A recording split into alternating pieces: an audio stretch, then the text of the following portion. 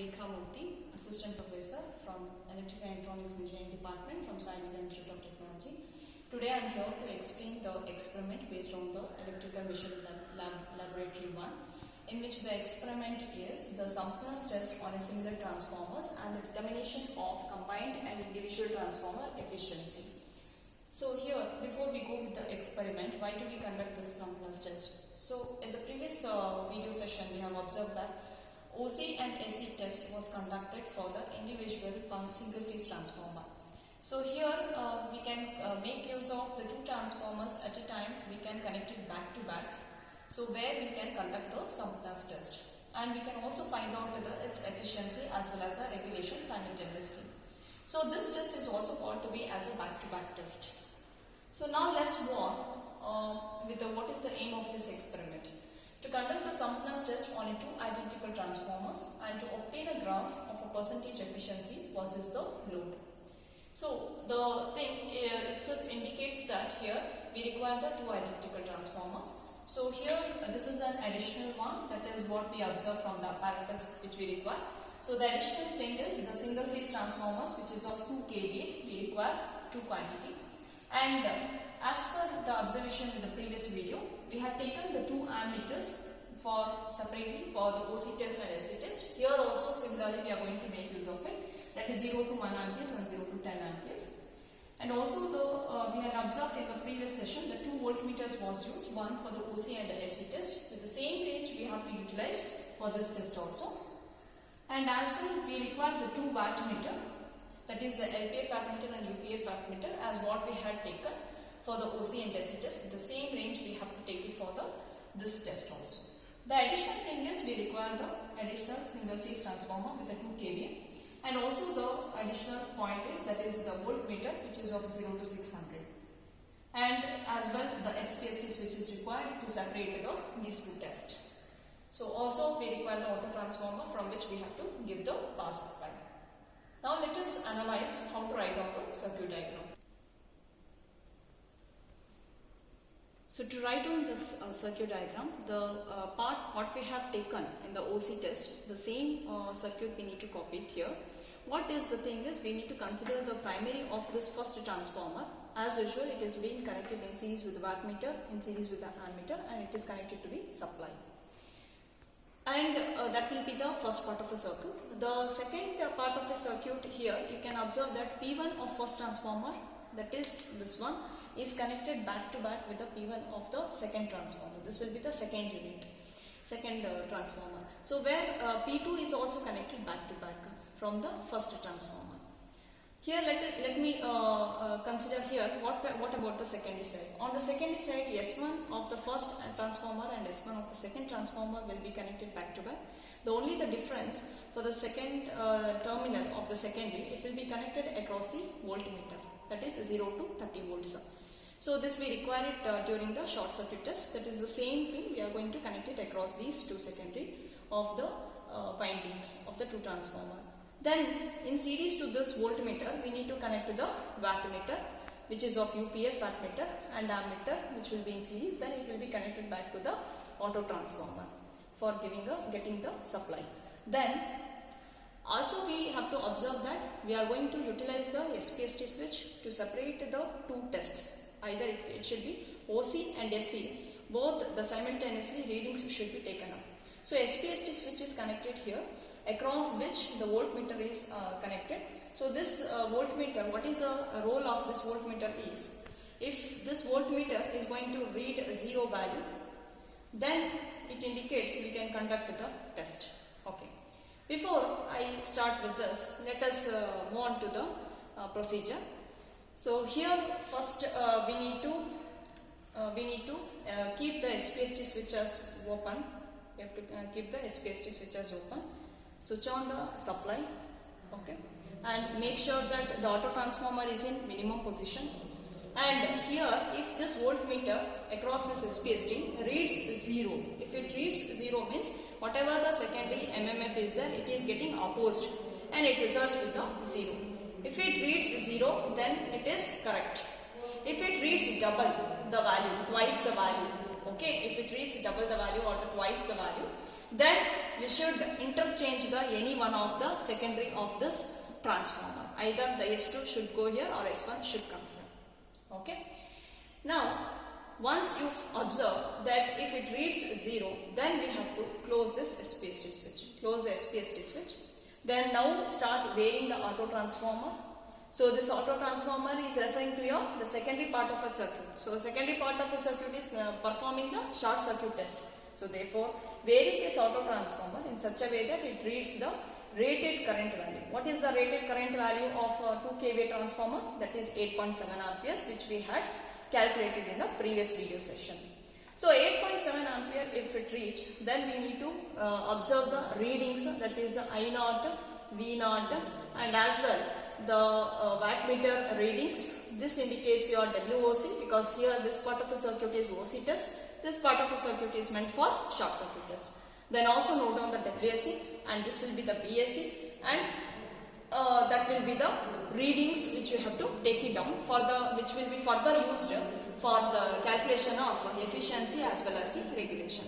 Now let us move on to the setup where we are going to conduct this test. So this is the setup where we are going to conduct the suppness test. Here what you can observe, as per the theory, we require the auto transformer, right? So this is we have taken the auto transformer, and we require the 2 wattmeters. So this will be our LPF wattmeter and UPF wattmeter. One thing you have to observe, in the LPF wattmeter, it should be 0 to 1 amperes. So we have taken 5 amps. So if I want it a 5 amp slot, means this should be connected in series.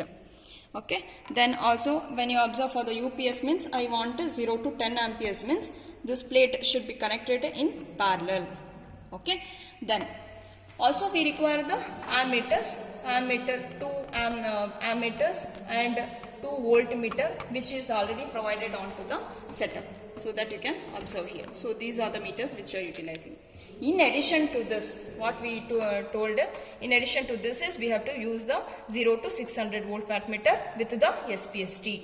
So that is what here you can observe. This is 0 to 600 volt wattmeter and the SPST with the open condition. Okay. Now before you start doing the connections, we observe that both of the wattmeter, the MC should be shorted. You can see here this MC is shorted, and here also MC is shorted. Now let us start with the connections. 230 volts of 1 R phase is connected to the in series with the ammeter. So this is will be the 230, which is connected to the one end of the ammeter. The other end of the ammeter should be connected to the M terminal of the LPF wattmeter.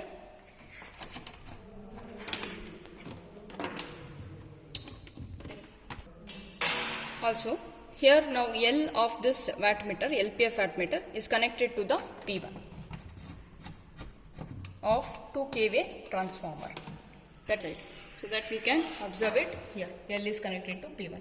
Then P2 is connected to the V connection. Now P2 is connected to the 300 slot of this wattmeter. Then P2 of the same connection should also be connected to neutral point of the 230 supply. P1 of first transformer is connected to the P1 of second transformer, which I am going to take. This 2 kVA of P1 is connected to the 2 kVA of the another P1 terminal. So we have completed the primary side.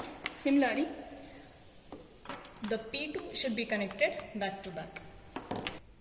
So here we have taken the P2 of this first transformer is connected back to back with the P2 of the second transformer. That we can observe here, P2 and P2 is connected back to back. Now we are left out with the secondary connections, so we can start up. So S1 and S1 should be shorted. So S1 of the first transformer is connected to the S1 of the another transformer. It is connected back to back.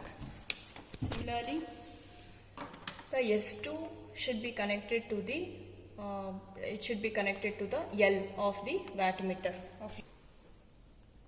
S2 of the first transformer is being connected to the L of the UPF wattmeter, and as here you can notice to the M terminal, the M terminal should be connected to the ammeter.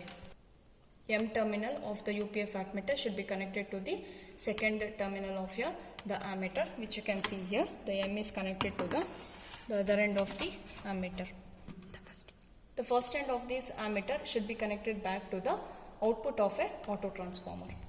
So first end of this ammeter is connected back to the output of the auto transformer.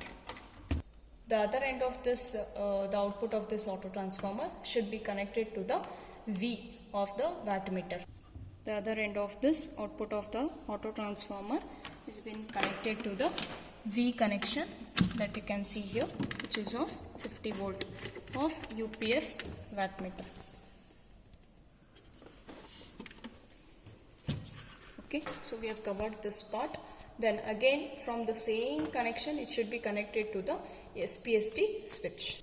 So we need to take another wire, we need to connect it to the one end of the SPST switch.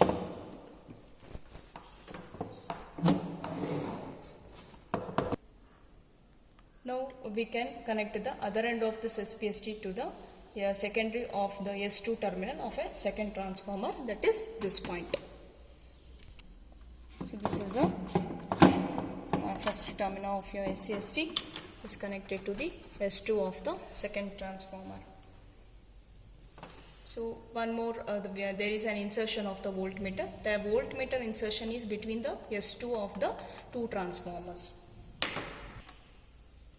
So we have taken the voltmeter, so that is 0 to 30 volts it can be. So that will be, I think you can, so this will be connected across the S2 of the one transformer. The other S2 is here. Similarly, we need to connect the another voltmeter which will be across the 230 volt supply. So these two end of the voltmeter we can connect it across the supply voltage, that is 230 volt. Then the last voltmeter, that is of the range of 0 to 600 slot. So that should be connected across this SPST switch. So we are going to use this 600 range. So we will connect it across the SPST switch. So this is what we have completed the entire part of a circuit. Now let us move on with the procedure.